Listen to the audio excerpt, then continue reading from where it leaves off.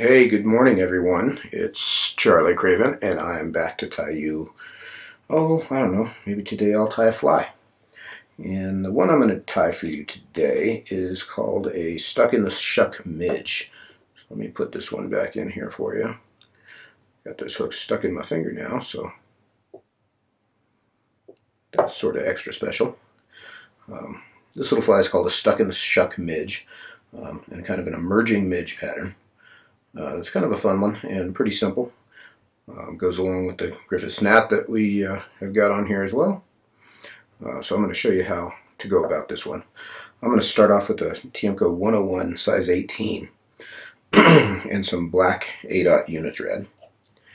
And so the first thing I'm going to do is I'll start this thread just up, an eye length or half an eye length behind the hook eye.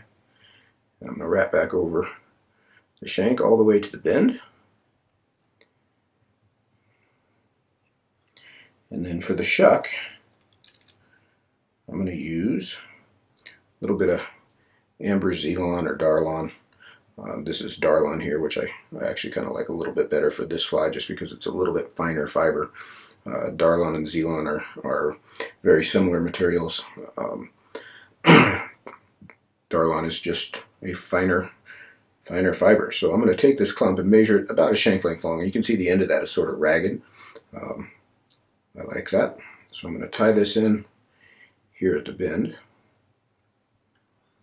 Get a couple turns on it, and you can sort of tweak the length down if you need to. About like so. Then I'm going to wrap forward over what's left, just short of our starting point, and I'll cut that off. Now the shellback on this is typically Antron or Zelon or Darlon as well. What I'm going to use instead is some white polypropylene macrame yarn. I figure I'll add a little flotation to this fly while I'm at it. So I'm going to tie this in, and because this end is ragged, I'm going to tie this in with a pinch wrap or just a loose turn. I'll cut that end down square.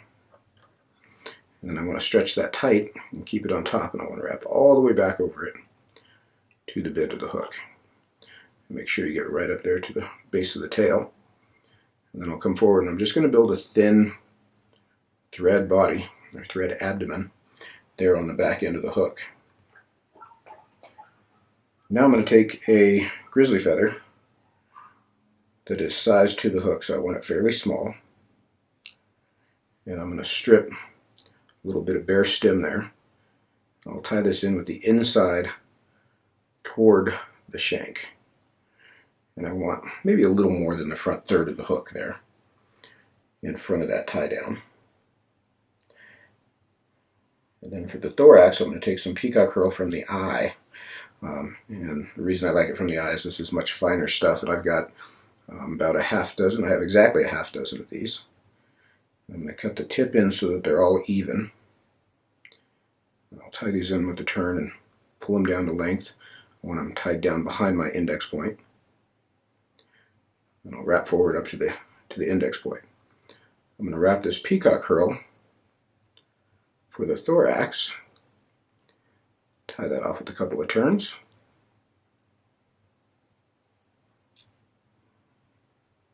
Just clean that head up. And then I'll take my grizzly feather and I'm going to palmer it through the thorax here. So sort of spaced wraps.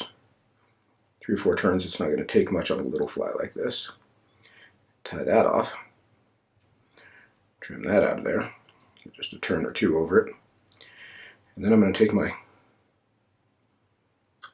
macrame yarn here, and I want to pull this tight up over the top, and you kind of work it down in between the hackle, and I'll tie that off with a couple of turns here just up behind the eye, and then rather than snip that off, what I'm going to do is fold it back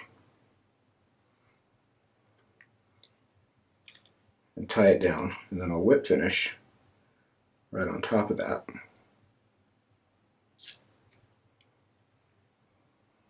I'll come in and trim that thread out, and then I'll nip that off. Just get that down close. And that is the Stuck in the Shuck Midge. Now, if you want this to float lower, you can certainly come in and trim this hackle off the bottom, make this fly sit a little a little flatter on the surface. But typically, I won't do that ahead of time.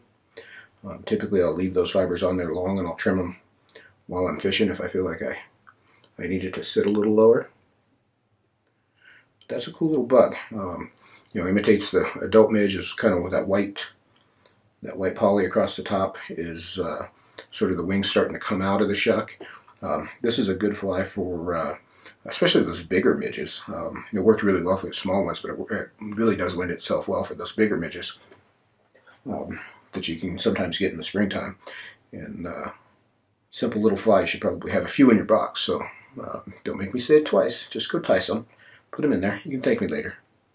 Alright guys, thanks for watching. I'll be back soon.